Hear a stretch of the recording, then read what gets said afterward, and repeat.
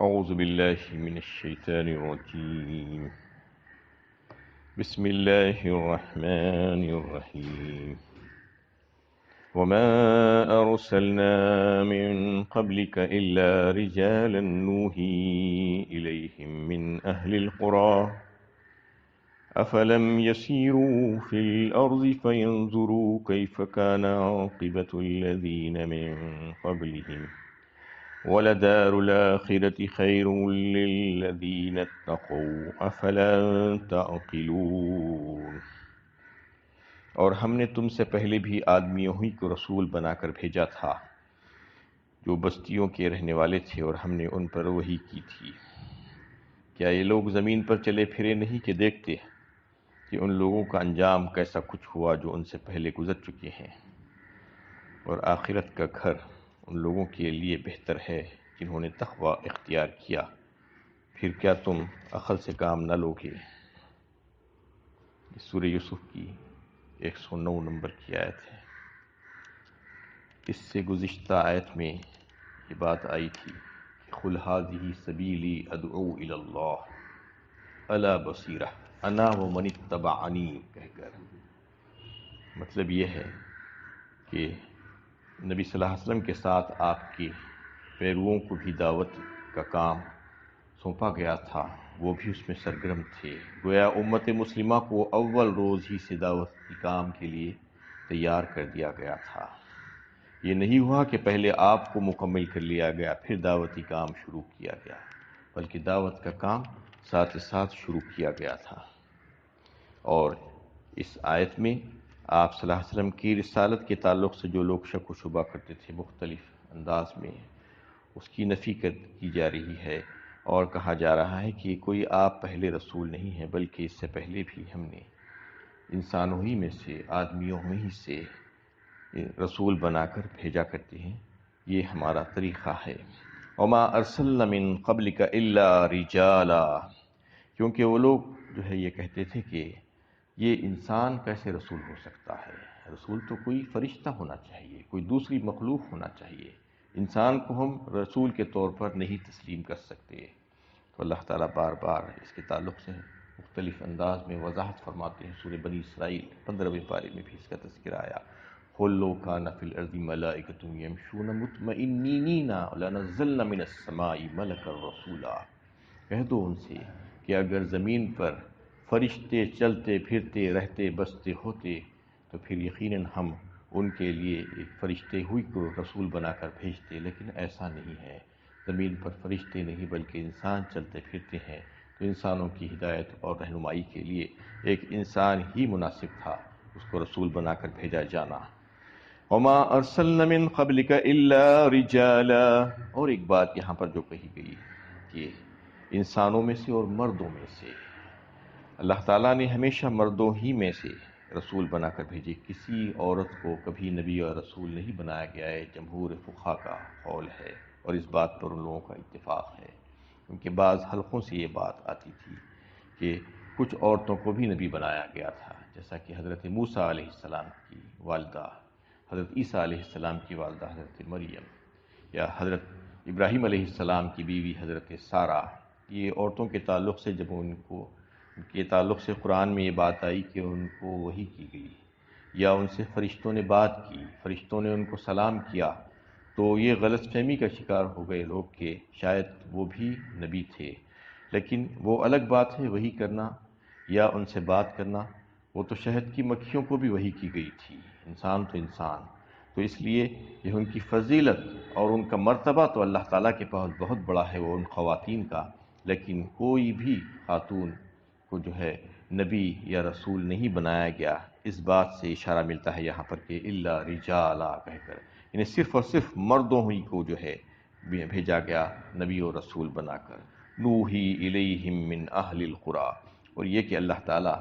اپنے بندوں میں سے منتخب کرتے ہیں۔ اللہ اعلم حیث یجعل رسالتہ، فرمایا یہ جو لوگ شک و شبہ کرتے ہیں رسولوں کی رسالت پر، تو یہ سمجھ لینا چاہیے کہ اللہ تعالیٰ بہتر طور پر جاتے ہیں۔ سورہ انعام 8ویں پارے میں فرمایا بہت بہتر جانتے ہیں۔ اللہ عالم حیث یجعل رسالہ، کہاں پر اپنی رسالت کو رکھیں، کس کو رسول منتخب کر لیں۔ رسول جو ہوتے ہیں وہ انسان ہی ہوتے ہیں، لیکن عام انسانوں کی طرح نہیں، بلکہ ان سے اللہ تعالیٰ براہ راست خطاب کرتے ہیں، وہی بھیجتے ہیں ان کے ساتھ، ان کے پاس، اور ان کو بذریعہ وہی جو ہے اپنا پیغام بھیجا جاتا ہے۔ یہ امتیاز ہے دیگر انسانوں میں اور رسولوں میں، اور رسولوں کے جو ہے ان کو کمالات کی بنا پر منتخب کیا جاتا ہے، ان کو وہ منتخبہ اور چنندہ بندے ہیں ہوتے ہیں اللہ تعالیٰ کے، لیکن کوئی انسان اپنی صحیح اور عمل سے رسالت حاصل نہیں کر سکتا، نبوت حاصل نہیں کر سکتا، یہ اللہ تعالیٰ کا انعام ہے۔ یہ فرما دیا گیا من اہل القری، اور پھر فرمایا کہ وہ بستیوں کے رہنے والے تھے۔ مطلب یہ ہے کہ جو بھی رسول آئے وہ بڑے بڑے قصبوں اور شہروں کے رہنے والے لوگ تھے، نہ کہ جنگلوں کے یا اور کوئی ایسے مقامات کے، کیونکہ شہروں میں اور بڑی بڑی بستیوں میں جو لوگ ہوتے ہیں وہ زیادہ مہذب ہوتے ہیں اور بات کو اچھی طریقے سے سمجھ سکتے ہیں، ان میں جو ہے یہ بات سمجھنے کی صلاحیت زیادہ ہوتی ہے بنسبت اس کے جو گاؤں میں اور جنگلوں میں رہنے والے جو لوگ ہوتے ہیں وہ سخت مزاج اور اکھڑ قسم کے ہوتے ہیں، وہ نبوت اور رسالت کے لیے جو ہے مناسب نہیں ہوتے۔ افلم يسيروا في الارض فينظروا كيف كان عاقبة الذين من قبلهم، کیا یہ لوگ زمین میں چلے پھرے نہیں کہ دیکھتے کہ ان لوگوں کا انجام کیسا کچھ ہوا جو ان سے پہلے گزر چکے ہیں۔ مطلب یہ ہے کہ یہ جو رسالت کی تکذیب کرنے میں لگے ہوئے ہیں اور آپ کو رسول نہیں ماننا چاہتے، تو ان کو سمجھ لینا چاہیے کہ اس سے پہلے ہم نے جتنے بھی رسول بھیجے تھے اور جن جن کی تکذیب کی گئی وہ امتوں کا کیا حال ہوا، کیا انہوں نے اپنے قرب و جوار میں نہیں دیکھا؟ جیسا کہ کئی ایک بستیاں عرب کے قریب میں تھی، قوم عاد، قوم سمود، قوم لوط اور دیگر جو ہے ایسی بستیاں جو کھنڈرات میں تبدیل ہو گئی تھی، جن کو اللہ تعالیٰ نے نیست و نابود کر دیا تھا ان کی سرکشیوں کی وجہ سے اور رسولوں کو نہ ماننے اور ان کی تکذیب کرنے کی وجہ سے۔ اللہ تعالیٰ فرما رہے ہیں افلم یسیروا فی الارض فینظروا کیف کان عاقبۃ الذین من قبلہم، کیسا انجام ہوا ان کا دیکھ لیتے تو پتہ چلتا۔ وَلَدَارُ الْآخِرَةِ خَيْرٌ لِلَّذِينَ اتَّقَوْا، لیکن بہتر یہ ہے کہ آخرت کا گھر ہی بہتر ہے ان لوگوں کے لیے بہتر ہے جنہوں نے تقوی اختیار کیا۔ مطلب یہ ہے کہ دنیا تو چند روزہ ہے، یہاں کی راحتیں، یہاں کی نعمتیں، یہاں کی لذتیں، یہاں کی سب چیزیں چند روزہ ہے آخرت کے مقابلے میں، لیکن جو تقوی رکھنے والے جو لوگ ہیں وہی لوگ اس بات کو سمجھ سکتے ہیں، نہیں تو جو ہے یہیں کی زندگی میں مست ہو جاتے ہیں لوگ اور یہ سمجھتے ہیں کہ یہاں کی زیب و زینت ہی سب کچھ ہے، اسی میں فریفتہ ہو کر اسی میں لگ جاتے ہیں۔ بل تؤثرون الحیات الدنیا والآخرۃ خیر وابقیٰ، سورہ اعلیٰ میں اللہ تعالیٰ نے فرمایا کہ وہ تو جو ہے اس سے ہی اثر لے لیے اور یہیں کی دنیا، یہیں کی زندگی پر فریفتہ ہو گئے، حالانکہ آخرت والی زندگی تو خیر ہے اور ابقیٰ ہے، بہترین ہے اور ہمیشگی ہے، اس میں دونوں خوبیاں اس میں پائی جاتی ہیں، جبکہ دنیا کی جتنی نعمتیں ہیں اس میں یہ دو خوبیاں نہیں ہیں، نہ ہی یہاں پر خیر ہے آخرت کے مقابلے میں، نہ ہی ہمیشگی ہے، یہ ختم ہو جانے والی ہے اور انتہائی ادنا درجے کی نعمتیں یہاں پر ایک نمونے کے طور پر اللہ تعالیٰ بتاتے ہیں۔ اصل جو نعمتیں ہیں وہ تو آخرت میں جنت میں ملنے والی ہے، جو بندہ اللہ سے ڈر کر زندگی گزارے گا اس کے لیے وہ ساری نعمتیں ہوں گی۔ تو اس میں فرما دیا گیا کہ جو یعنی سمجھدار قسم کے جو لوگ ہیں وہ تو جو اللہ سے ڈر کر زندگی گزارتے ہیں ان کے لیے آخرت کی زندگی بہتر ہے۔ افلا تعقلون، اور پھر آخر میں کہہ دیا گیا کیا تم کو عقل نہیں ہے؟ کیا تم اس میں غور و فکر نہیں کر سکتے؟ کیا تم سوچ سمجھ کر جو ہے یہ فیصلہ نہیں کر سکتے کہ کیا تمہارے لیے بہتر ہے اور کیا تمہارے لیے خراب ہے؟ حَتَّى إِذَا اسْتَيْأَسَ الرُّسُلُ وَظَنُّوا أَنَّهُمْ قَدْ كُذِبُوا جَاءَهُمْ نَصْرُنَا فَنُنَجِّي مَن نَّشَاءُ وَلَا يُرَدُّ بَأْسُنَا عَنِ الْقَوْمِ الْمُجْرِمِينَ۔ ان گزری ہوئی قوموں کو بھی ڈھیل دی گئی تھی، یہاں تک کہ جب رسول اپنی قوموں سے مایوس ہو گئے اور لوگوں نے خیال کیا کہ ان کو جھوٹی خبریں سنائی گئی تھی تو ہماری مدد ان کے پاس آپ پہنچی، ان رسولوں کے پاس، اور وہ لوگ بچا لیے گئے جن کو ہم نے بچانا چاہا، اور مجرموں سے تو ہمارا عذاب ٹالا نہیں جاتا۔ یہاں پر ان پچھلے رسولوں اور ان کی قوموں کے حالات سے موجودہ لوگوں اور آئندہ آنے والی قوموں کو متنبع کیا جا رہا ہے کہ اس سے پہلے بھی جو ہے لوگوں نے جھٹلایا تھا اور تکذیب کی تھی رسولوں کی، تو ان کا کیا انجام ہوا۔ اب رسول اللہ صلی اللہ علیہ وسلم لوگوں کو اللہ کے عذاب سے ڈراتے تھے کہ نافرمانی کرنے کی صورت میں اللہ کا عذاب آئے گا، لیکن عذاب میں تاخیر ہوتی جا رہی تھی تو لوگوں کی نافرمانی اور مزید بڑھتی جا رہی تھی۔ کفار مکہ جو ہے یہ مذاق اڑاتے جا رہے تھے کہ عذاب اگر آنا ہوتا تو کب کا آ چکا ہوتا، ابھی تک نہیں آیا۔ تو اس میں یہ بتایا جا رہا ہے کہ ہم ڈھیل دیتے جاتے ہیں، مہلت پر مہلت دیتے ہیں لوگوں کو تاکہ وہ اپنی اصلاح کر لے، لیکن اس کا مطلب یہ نہیں ہے کہ وہ بے باک ہو جائے۔ یعنی ہماری مدد رسولوں کے پاس ٹھیک اس وقت پہنچی جب وہ اپنی قوموں کی ایمان لانے سے مایوس ہو گئے، جب ان کو یہ خیال ہونے لگا کہ شاید ہم نے جو اندازہ قائم کیا تھا وہ اندازہ غلط فہمی تھی ہماری، کیونکہ اللہ تعالیٰ نے تو کوئی معین وقت عذاب کے آنے کا نہیں بتلایا تھا۔ اس لیے وہ مایوسی کے عالم میں آ گئے اور لوگوں کی سرکشی بڑھنے لگی۔ لوگوں کو جو ڈھیل مل گئی تھی اس کی بنا پر انہوں نے خیال کیا کہ عذاب کی جو وعیدیں سنائی گئی تھی وہ جھوٹی تھی، کہ ایمان نہ لانے کی بنا پر کوئی عذاب آنے والا نہیں ہے۔ یہاں اس بات کو بیان کرنے کا مقصد نبی صلی اللہ علیہ وسلم اور آپ کے ساتھیوں کو تسلی دینا ہے کہ کافروں کو جو ڈھیل دی جا رہی ہے وہ اللہ کی حکمت کا تقاضا ہے۔ یہ ڈھیل اس وقت تک ہے جب تک کہ رسول ان کے ایمان لانے کی طرف سے بالکل مایوس نہ ہو جائے۔ جب رسول مایوس ہو جاتے ہیں، بالکل آخری حد کو پہنچ جاتی ہے، اگر بات مایوسی کی حد تک پہنچ گئی ہے تو وہ عذاب کی لپیٹ میں آنے ہی والے ہیں اور آ جائیں گے، یہ بات سمجھ لینا چاہیے۔ اور اہل ایمان کے حق میں اللہ کی مدد نازل ہوگی اور انہیں ان کافروں سے بھی نجات مل جائے گی اور عذاب سے بھی محفوظ رہیں گے۔ یہاں پر جو ہے اللہ تعالیٰ نے یہ بات واضح فرما دی، اِنَّا لَنَنصُرُ رُسُلُنَا وَالَّذِينَ آمَنُوا فِي الْحَيَاةِ الدُّنْيَا وَيَوْمَ يَقُولُ الْأَشْحَاصُ سورہ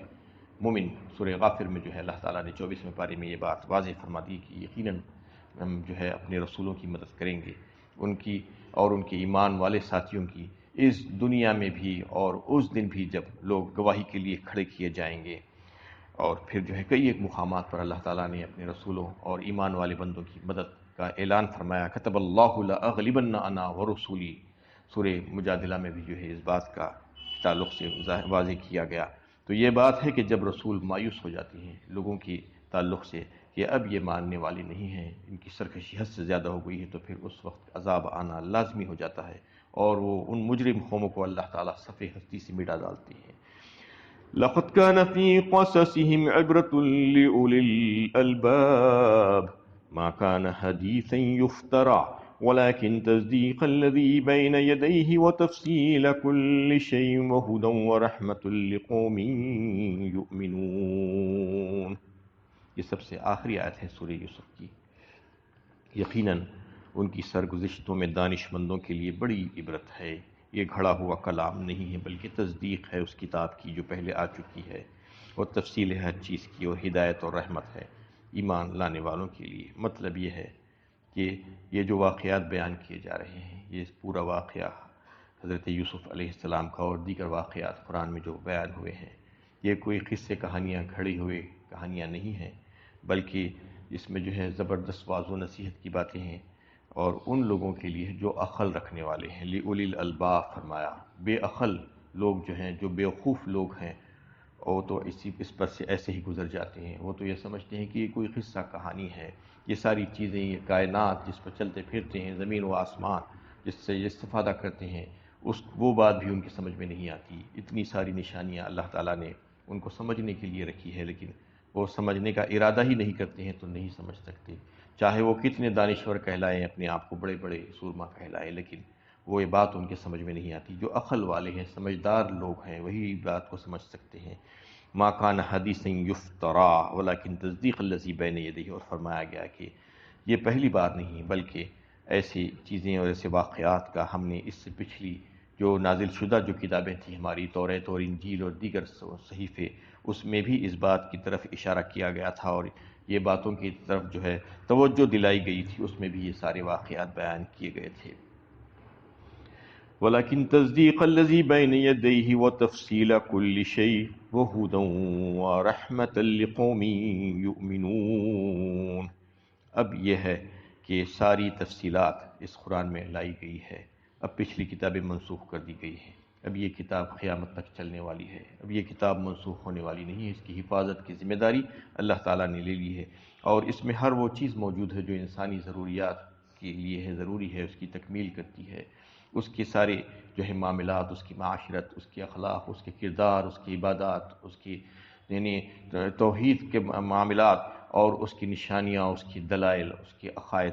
یہ ساری چیزیں اس میں بتا دی گئی ہیں۔ اجتماعی اور انفرادی زندگی گزارنے کے سلیقے اور طریقے اس میں بتلا دیے گئے ہیں، سب تفصیل اس میں موجود ہے، لیکن یہ ہدایت اور رحمت ہے ان لوگوں کے لیے جو ایمان لانے والے ہیں۔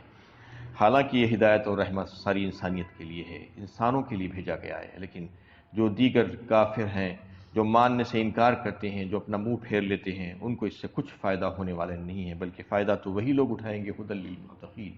متقیوں کے لیے ہے۔ اللہ تعالیٰ نے فرمایا کہ اس میں ہدایت، اصل میں ہدایت سب کے لیے بھیجی گئی تھی، لیکن جو لوگ آنکھ بند کر لیتے ہیں تو پھر سورج کی روشنی ان کے لیے نہیں ہے۔ سورج تو سب کے لیے نکلتا ہے، لیکن جو آنکھ کھول کر دیکھنا چاہتا ہے اس کو راستہ صاف نظر آتا ہے، لیکن جو آنکھ بند ہی کر لینا چاہتا ہے تو پھر وہ سورج اس کے لیے فائدہ مند نہیں ہو سکتا۔ ویسے ہی یہ وہی جو ہے سبوں کے لیے بھیجی گئی تھی، یہ قرآن سبوں کے لیے بھیجی گئی تھی، لیکن کچھ لوگوں نے اس سے فائدہ اٹھایا اور کچھ لوگوں نے نہیں اٹھایا۔ جو لوگ فائدہ اٹھائے ان کے لیے زبردست ہدایت ہے، وہ ہدایت کا سرچشمہ ہے، ان کے لیے کامیابی کی دلیل ہے، اور وہ ان کو صراط مستقیم پر لے جانے والا ہے، اور ایک رحمت ہے ان کے لیے دنیا میں۔ تو اس یہاں پر جو ہے بات ختم ہو گئی۔ اس سے پہلے کی آیتوں میں جو ایک بات آ رہی تھی، ذالک من انباء الغیب نوحیہ الیک، کہ یہ باتیں، یہ آیتیں اس قسم کے جو ہے اللہ تعالیٰ